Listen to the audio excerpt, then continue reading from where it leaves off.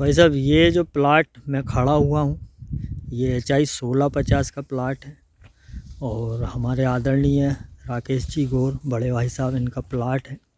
और ये जो किस्म है ये आज लगभग हो चुकी है 50 दिन की, और 50 दिन में कहीं कहीं हल्की सी गबोट कहीं कहीं इसमें दिखने लगी है। और कितने नवंबर पटेल साहब? 18 नवंबर की ये बुआई थी। इस तरह से आप देख सकते हैं इसने ये एक दाने का कूचा है, ये इसके बगल में जुड़ा हुआ ये दूसरे दाने का है। कुछ लोग ऐसे करके भी दिखा देते हैं, ऐसे करके मेरी फसल के कूचे, तो वो नहीं देखना है। अमूमन जैसे 1650 ने 50 दिन में अगर ग्रोथ करी है तो 1 2 3 4 5 6 7 8 9 10 11 12 कल्ले तक इसने निकाले हैं। और कहीं ऐसे जो बेचारे नाली में पड़े हैं वहाँ 2 भी हैं, कहीं बहुत ज़्यादा है जैसे ये वाला है, इसमें होंगे मेरे हिसाब से 25 से 30 टिल्लर हो सकते हैं इसमें। तो पिछले साल हमारे आदरणीय पटेल साहब ने ये किस्म लगाई थी मात्र 5 किलो, और 5 किलो का क्या उत्पादन आया था? जय बलराम। 5 किलो का इसका उत्पादन आया था मेरा 5 कुंटल 25 किलो, जो कि मैंने 30 डिसमिल में लगाई थी। और मैंने पिछले साल ये फसल देखी थी इसी समय पे, तो वो इसी तरह से लेट बुआई थी हालांकि, तो इसी तरह से दिख रही थी। तो ये आपको क्या लगता है ये अब और प्रोग्रेस करती जाएगी? मतलब इसकी कुछ कहानी बताएं आप। अभी तो काफ़ी संभावनाएं हैं इसमें, अभी 50 दिन की फसल है तो अभी हम ये तो नहीं कह सकते कि क्या उत्पादन देगी, लेकिन हाँ अभी काफ़ी संभावनाएं हैं। अभी इसमें एक स्प्रे भी होना है जी, और 05234 और एक कोई अच्छा सा फंगीसाइड जी, और एक माइक्रोन्यूट्रेंट। और अभी क्या इसमें आप अभी स्प्रे वगैरह कुछ किए? ये 80 किलो प्रति एकड़ की बोनी है मेरी जी। 1 बोरी DAP उपयोग किया है मैंने इसमें जी, और 2 बार में 1 बोरी यूरिया डाला है जी। इसमें एक स्प्रे किया है जिसमें मैंने FMC का जेंटा 700 करके जो जिंक बेस आता है, जेनाट्रा जी जी, है ना, और एरिस का मेजर सॉल जी, और क्लोरोपाइरिफास का मैंने इसमें स्प्रे किया। तो कितने दिन की अवस्था में था ये स्प्रे? ये स्प्रे मेरा था लगभग 25 दिन की अवस्था में। 25 दिन की अवस्था में। अच्छा, ये जो पानी गिरा है ऊपर से, इससे आपको कोई समझ में आई, मतलब दिक्कत समझ में आई या फ़ायदा लगा, क्या समझ में आया इससे?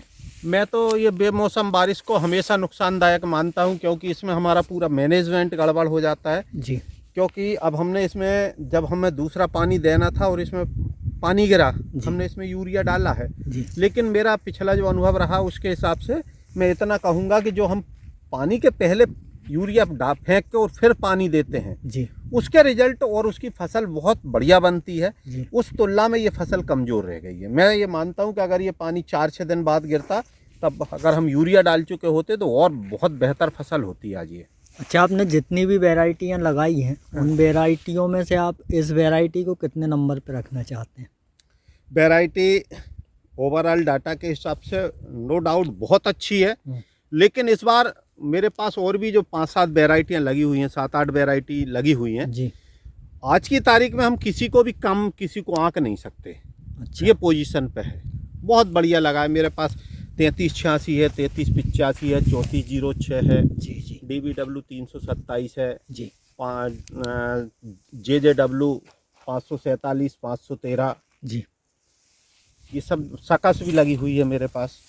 अच्छा, पिछले साल आपने सकस लगाई थी और श्रीराम 303 लगाई थी जी, और HI 1634 और एक वो था वो 513 CG 1036 1029।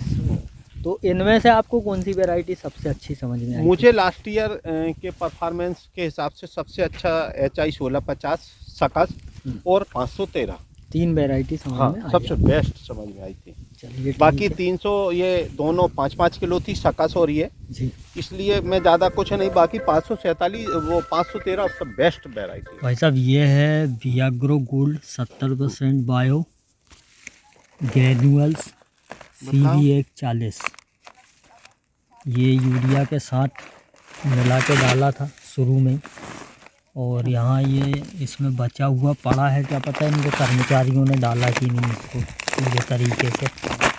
पटेल साहब के यहाँ पे इसके अंदर है अमीनो एसिड, और ये है भैया ये क्या पता क्या क्या लिखे हैं, अपन से तो पढ़ते ही नहीं बन रहा। नाइट्रोजन ह्यूमिसेड, तो ये डला था, पर ये डला ही था बस, ये इनके कर्मचारियों ने डाला है यहाँ पे, कौन ने डाला है पता नहीं। चलो तो आगे बढ़ते हैं।